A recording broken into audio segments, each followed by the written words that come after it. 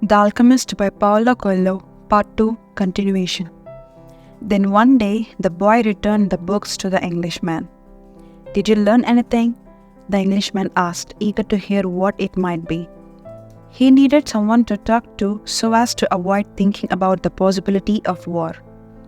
"I learned that the world has a soul and that whoever understands that soul can also understand the language of things. I learned that many alchemists realized their destinies and wound up discovering the soul of the world, the philosopher's stone and the elixir of life. But above all, I learned that these things are all so simple that they could be written on the surface of an emerald." The Englishman was disappointed.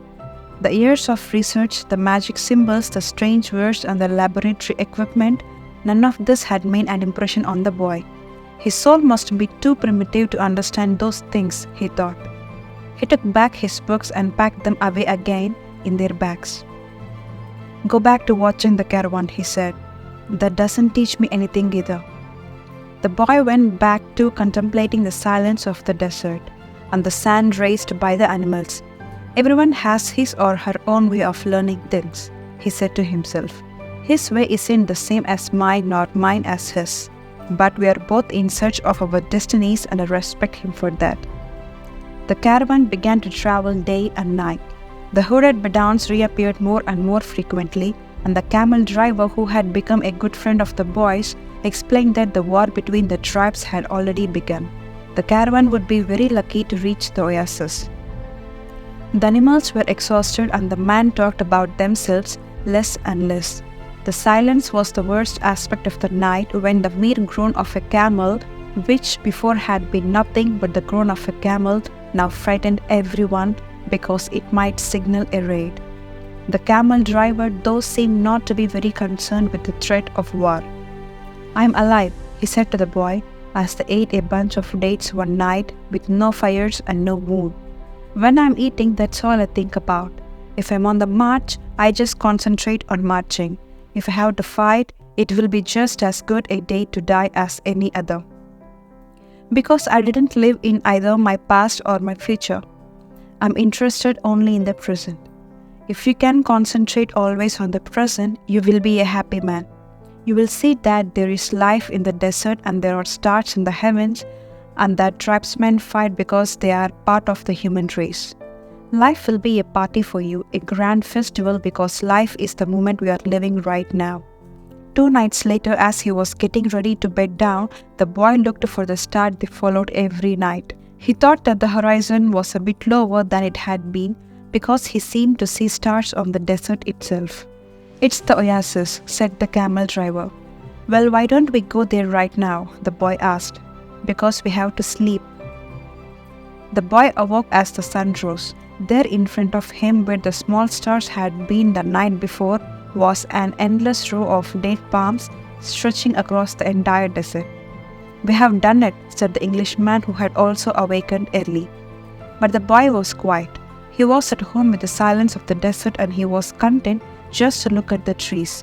He still had a long way to go to reach the pyramids, and someday this morning would just be a memory.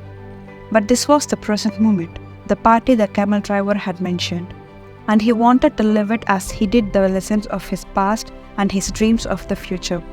Although the vision of the date palm would just be a memory, right now it signified shade, water, and refuge from the war. Yesterday, the camel's groan signaled a danger, and now a row of date palms could herald a miracle. The world speaks many languages, the boy thought. The times rushed past, and so do the caravans, thought the alchemist, and he watched the hundreds of people and animals arriving at the oasis. People were shouting at the new arrivals, just obscured the desert sun, and the children of the oasis were bursting with excitement at the arrival of the strangers. The alchemist saw the tribal chiefs greet the leader of the caravan and converse with him at length. But none of that mattered to the alchemist. He had already seen many people come and go, and the desert remained as it was. He had seen kings and beggars walking the desert sands. The dunes were changed constantly by the wind, yet there were the same sands he had known since he was a child. He always enjoyed seeing the happiness of the travelers experienced when, after weeks of yellow sand and blue sky, they first saw the green of the date palms. Maybe God created the desert so that man could appreciate the date trees, he thought. He decided to concentrate on more practical matters. He knew that in the caravan there was a man to whom he was to teach some of his secrets. The omens had told him so. He didn't know the man yet, but his practiced eye would recognize him when he appeared. He hoped that it would be someone as capable as his previous apprentice. I don't know why these things have to be transmitted by word of mouth, he thought. It wasn't exactly that they were secrets. God revealed his secrets easily to all his creatures. He had only one explanation for this fact. Things have to be transmitted this way because they were made up from the pure life, and this kind of life cannot be captured in pictures or words. Because people become fascinated with pictures and words and wind up forgetting the language of the world. The boy couldn't believe what he was seeing. The oasis, rather than being just a well surrounded by a few palm trees as he had seen once in geography book, was much larger than many towns back in Spain. There were 300 wells, 50,000 date trees and innumerable colored tents spread among them.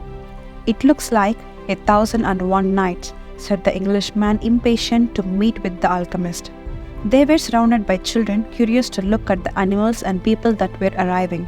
The men of the oasis wanted to know if they had seen any fighting, and the women competed with one another for access to the cloth and precious stones brought by the merchants. The silence of the desert was a distant dream. The travelers in the caravan were talking incessantly, laughing and shouting, as if they had emerged from the spiritual world and found themselves again in the world of people. They were relieved and happy. They have been taking careful precautions in the desert, but the camel driver explained to the boy that oases were always considered to be natural territories because the majority of the inhabitants were women and children. There were oases throughout the desert, but the tribesmen found in the desert leaving the oases as places of refuge. With some difficulty, the leader of the caravan brought all his people together and gave them his instructions. The group was to remain there at the oasis until the conflict between the tribes was over. Since they were visitors, they would have to share living space with those who lived there and would be given the best accommodation. That was the law of hospitality. Then he asked that everyone, including his own sentinels, hand over their arms to the men appointed by the tribal chieftains. Those are the rules of war, the leader explained. The oasis may not shelter armies or troops. To the boy's surprise, the Englishman took a chrome-plated revolver out of his bag and gave it to the men who were collecting the arms. "Why a revolver?" he asked. "It helped me to trust in people," the Englishman answered. Meanwhile, the boy thought about his treasure. The closer he got to the realization of his dream, the more difficult things became. It seemed as if what the old king had called beginner's luck were no longer functioning. In his pursuit of the dream, he was being constantly subjected to tests of his persistence and courage. So he could not be hasty nor impatient. If he pushed over impulsively, he would fail to see the signs and omens left by God along his path. God placed them along my path. He had surprised himself with the thought. Until then, he had considered the omens to be things of this world, like eating or sleeping or like seeking love or finding a job. He had never thought of them in terms of a language used by God to indicate what he should do. "Don't be impatient," he repeated to himself.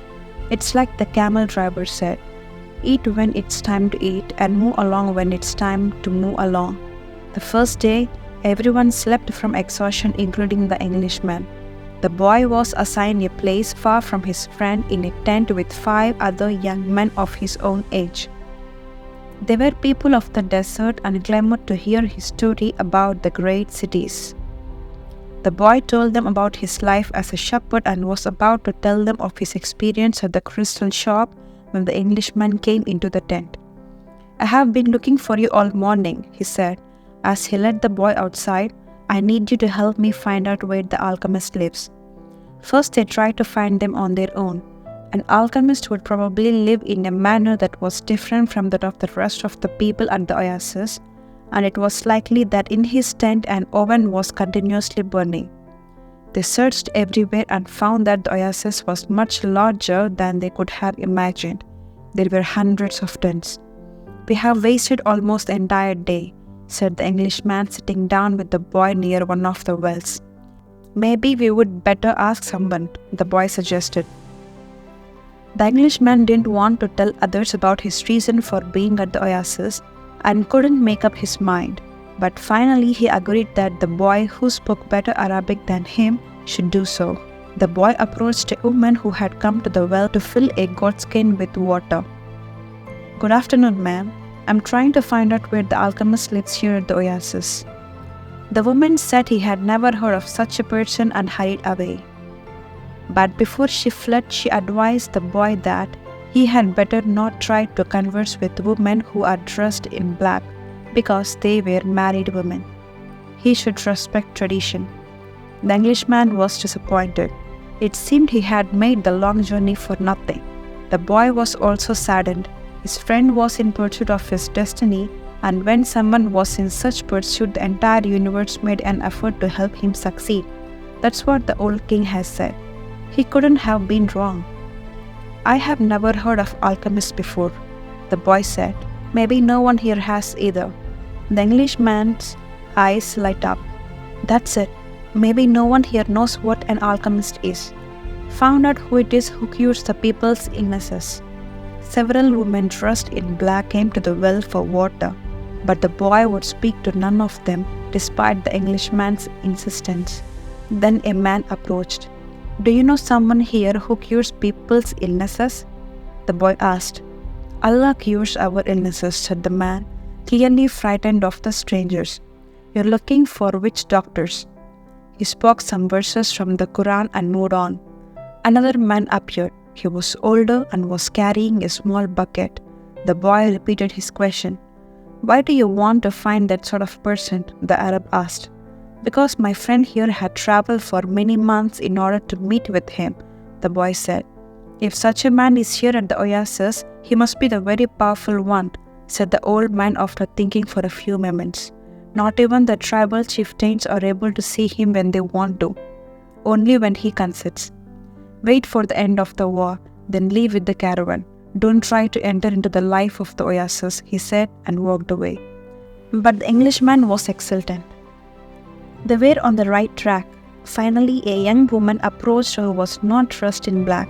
She had a vessel on her shoulder and her head was covered by a veil, but her face was uncovered. The boy approached her to ask about the alchemist. At that moment, it seemed to him that time stood still and the soul of the world surged within him.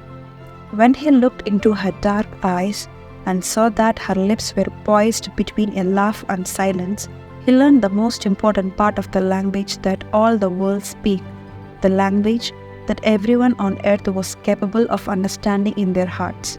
It was love, something older than humanity, more ancient than the desert, something that exerted the same force whenever two pairs of eyes meet as had theirs here at the well. She smiled, and that was certainly an omen, the woman he had been awaiting, without even knowing he was for it all his life. The woman he had sought to find with the sheep and in his books, the crystals and in the silence of the desert. It was the pure language of the world. It required no explanation, just as the universe needs none as it travels through endless time. What the boy felt at that moment was that he was in the presence of the only woman in his life, and that, with no need for words, she recognized the same thing. He was more certain of it than of anything in the world. He had been told by his parents and grandparents that he must fall in love and really know a person before becoming committed. But maybe people who felt that way had never learned the universal language. Because when you know that language, it's easy to understand that someone in the world awaits you, whether it's in the middle of the desert or in some great city. And when two such people encounter each other and their eyes meet, the past and the future becomes unimportant. There is only that moment and that incredible certainty that everything under the sun had been written by one hand only. It is the hand that evokes love and creates a twin soul for every person in the world. Without such love, one's dream would have no meaning. Maktab, thought the boy. The Englishman shook the boy. Come on, ask her. The boy stepped closer to the girl, and when she smiled, he did the same. What's your name? He asked. Fatima, the girl said, averting her eyes. That's what some women in my country are called. It's the name of the Prophet's daughter, Fatima said. The invaders carried the name everywhere. The beautiful girl spoke of the invaders with pride. The Englishman prodded him, and the boy asked her about the man who cured people's illnesses. That's the man who knows all the secrets of the world, she said. He communicates with the genies of the desert. The genies were the spirits of good and evil, and the girl pointed to the south, indicating that it was there the strange man lived. Then she filled her vessel with water and left. The Englishman vanished too, gone to find the alchemist. And the boy sat there by the well for a long time, remembering that one day in Tarifa the lavender had brought to him the perfume of that woman, and realizing that he had loved her before he even knew she existed. He knew that his love for her would enable him to discover every treasure in the world. The next day, the boy returned to the well, hoping to see the girl. To his surprise, the Englishman was there looking out at the desert. I waited all afternoon and evening, he said. He disappeared with the first stars of evening. I told him what I was seeking, and he asked me if I had ever transformed lead into gold. I told him that was what I have come here to learn. He told me I should try to do so. That's all he said. Go and try. The boy didn't say anything. The poor Englishman had traveled all this way only to be told that he should repeat what he had already done so many times. So then try, he said to the Englishman. That's what I'm going to do. I'm going to start now. As the Englishman left, Fatima arrived and filled her vessel with water. I came to tell you just one thing, the boy said. I want you to be my wife. I love you. The girl dropped the container and the water spilled. I'm going to wait here for you every day. I have crossed the desert in search of a treasure that is somewhere near the pyramids, and for me the war seemed a curse. But now it's a blessing because it brought me to you. The war is going to end someday, the girl said. The boy looked around him at the date palms. He reminded himself that he had been a shepherd and that he could be a shepherd again. Fatima was more important than his treasure. The tribesmen are always in search of treasure, the girl said, as if she had guessed what he was thinking. And the women of the desert are proud of their tribesmen. She refilled her vessel and left. The boy went to the well every day to meet with Fatima. He told her about his life as a shepherd, about the king, and about the crystal shop. They became friends, and except for the 15 minutes he spent with her each day, seemed that it would never pass. When he had been at the oasis for almost a month, the leader of the caravan called the meeting of all people traveling with him. We don't know when the war will end, so we can't continue our journey, he said. The battles may last for a long time, perhaps even years. There are powerful forces on both sides, and the war is important to both armies. It's not a battle of good against evil. It's a war between forces that are fighting for the balance of power, and when that type of battle begins, it lasts longer than others, because Allah is on both sides. The people went back to where they were living, and the boy went to meet with Fatima that afternoon. He told her about the morning's meeting. The day after we met, Fatima said, You told me that you loved me. Then you taught me something of the universal language and the soul of the world. Because of that, I have become a part of you. The boy listened to the sound of her voice and thought it to be more beautiful than the sound of the wind in the date palms. I have been waiting for you here at the oasis for a long time. I have forgotten about my past, about my traditions, and the way in which men of the desert expect women to behave. Ever since I was a child, I have dreamed that the desert would bring me a wonderful present. Now, my present has arrived, and it's you. The boy wanted to take her hand, but Fatima's hands held to the handles of her jug. You have told me about your dreams, about the old king and your treasure, and you have told me about omens. So now, I fear nothing, because it was those omens that brought you to me. And I am a part of your dream, a part of your destiny as you call it. That's why I want you to continue towards your goal. If you have to wait until the war is over, then wait. But if you have to go before then, go on in pursuit of your dream. The dunes are changed by the wind, but the desert never changes. That's the way it will be with our love for each other. Maktab, she said, if I am really a part of your dream, you will come back one day. The boy was sad as he left her that day. He thought of all the married shepherds he had known. They had a difficult time convincing their wives that they had to go off into distant fields. Love required them to stay with the people they loved. He told Fatima that at their next meeting. The desert takes our men from us and they don't always return, she said. We know that and we are used to it. Those who don't return becomes a part of the clouds, a part of the animals that hide in the ravines and of the water that comes from the earth. They become a part of everything. They become the soul of the world.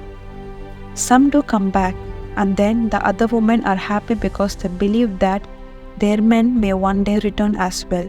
I used to look at those women and envy them their happiness.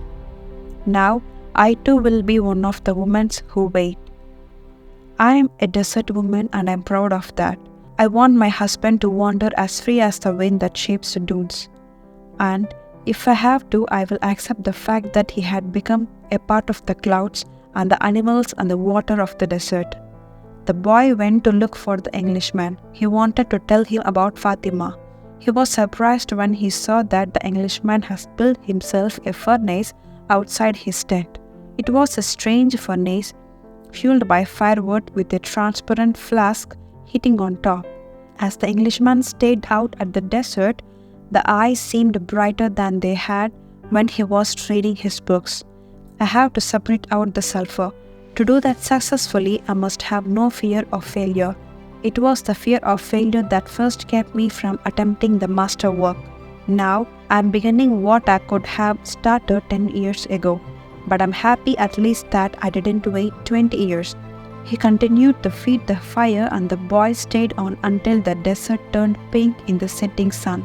He felt the urge to go out into the desert to see if its silence held the answers to his questions.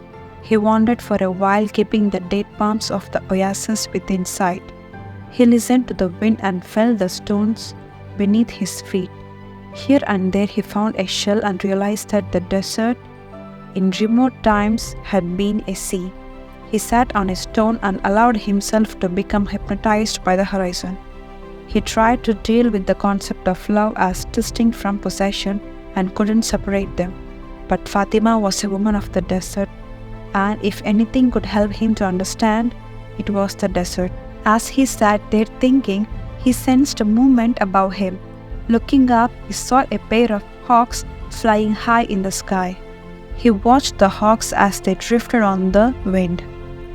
Although their flight appeared to have no pattern, it made a certain kind of sense to the boy. It was just that he couldn't grasp what it meant. He followed the movements of the birds, trying to read something into it. Maybe these desert birds could explain to him the meaning of love without ownership. He felt sleepy. In his heart, he wanted to remain awake, but he also wanted to sleep. I am learning the language of the world, and everything in the world is beginning to make sense to me, even the flight of the hawks, he said to himself. And in that mood, he was grateful to be in love. When you are in love, things make even more sense, he thought. Suddenly, one of the hawks made a flashing dive through the sky, attacking the other. As it did so, a sudden, fleeting image came to the boy. An army with its swords at the ready, riding into the oasis. The vision vanished immediately, but it had shaken him. He had heard people speak of marriages and had already seen some himself. They were desires that, because of their intensity, materialized over the sands of the desert. But he certainly didn't decide that an army invade the oasis. He wanted to forget about the vision and return to his meditation. He tried again to concentrate on the pink shades of the desert and its stones, but there was something there in his heart that wouldn't allow him to do so. Always heed the omens, the old king had said. The boy recalled what he had seen in the vision and sensed that it was actually going to occur. He rose and made his way back towards the palm trees. Once again he perceived the many languages in the things about him. This time the desert was safe, and it was the oasis that had become dangerous. The camel driver was seated at the base of the palm tree observing the sunset. He saw the boy appear from the other side of the dunes. "An army is coming," the boy said. "I had a vision." "The desert fills men's hearts with vision," the camel driver answered. But the boy told him about the hawks, that he had been watching their flight and had suddenly felt himself to have plunged to the soul of the world. The camel driver understood what the boy was saying. He knew that any given time on the face of the earth could reveal the history of all things. One could open a book to any page or look at a person's hand. One could turn a card or watch the flight of the birds. Whatever the things observed, one could find a connection with his presence of the moment. Actually, it wasn't that those things in themselves revealed anything at all. It was just that people, looking at what was occurring around them, could find a meaning of penetration to the soul of the world. The desert was full of men who earned their living based on the ease with which they could penetrate the soul of the world. They were known as seers, and they were held in fear by women and the elders. Tribesmen were also wary of consulting them because it would be impossible to be effective in battle if one knew that he was fated to die. The tribesmen preferred the taste of battle and the thrill of not knowing what the outcome would be. The future was already written by Allah, and what He had written was always for the good of man. So the tribesmen lived only for the present, because the present was full of surprises and they had to be aware of many things. Where was the enemy's sword? Where was his horse? What kind of blow should one deliver next in order to remain alive? The camel driver was not a fighter, and he had consulted with seers. Many of them had been right about what they said, while some had been wrong. Then one day the oldest seer he had ever sought out, and the one most to be feared, had asked why the camel driver was so interested in the future. "Well, so I can do things," he had responded, "and so I can change those things that didn't want to happen." "But then they wouldn't be a part of your future," the seer had said. "Well, maybe I just want to know the future so I can prepare myself for what's coming. If good things are coming, they will be a pleasant surprise," said the seer. "If bad things are, and you know in advance, you will suffer greatly before they even occur. I want to know about the future because I'm a man," the camel driver had said to the seer, "and men always live lives based on the future." The seer was a specialist in the casting of twigs. He threw them on the ground and made interpretations based on how they fell. That day he didn't make a cast. He wrapped the twig in a piece of cloth and put them back in his bag. "I make my living forecasting the future for people," he said. "I know the signs of the twigs, and I know how to use them to penetrate to the place where all is written. There I can read the past, discovering what has already been forgotten, and understand the omens that are there in the present. When people consult me, it's not that I'm reading the future, I'm guessing at the future. The future belongs to God, and it is only He who reveals it under the extraordinary circumstances. How do I guess at the future? Based on the omens of the present. The secret is here in the present. If you pay attention to the present, you can improve upon it. And if you improve on the present, what comes later will also be better. Forget about the future and live each day according to the teachings, confident that God loves His children. Each day in itself brings with it an eternity." The camel driver had asked what the circumstances were under which God would allow him to see the future. Only when He Himself reveals it. And God only rarely reveals the future. When He does so, it is for only one reason. It's a future that was written so as to be altered. God had shown the boy a part of the future, the camel driver thought. Why was it that He wanted the boy to serve as His instrument? "Go and speak to the tribal chieftains," said the camel driver. "Tell them about the armies that are approaching. They will laugh at me. They are men of the desert, and the men of the desert are used to dealing with omens. Well, then they probably already know. They're not concerned with that right now. They believe that if they have to know about something, Allah wants them to know, someone will tell them about it. It had happened many times before, but this time the person is you. The boy thought of Fatima, and he decided he would go to see the chiefs of the tribes.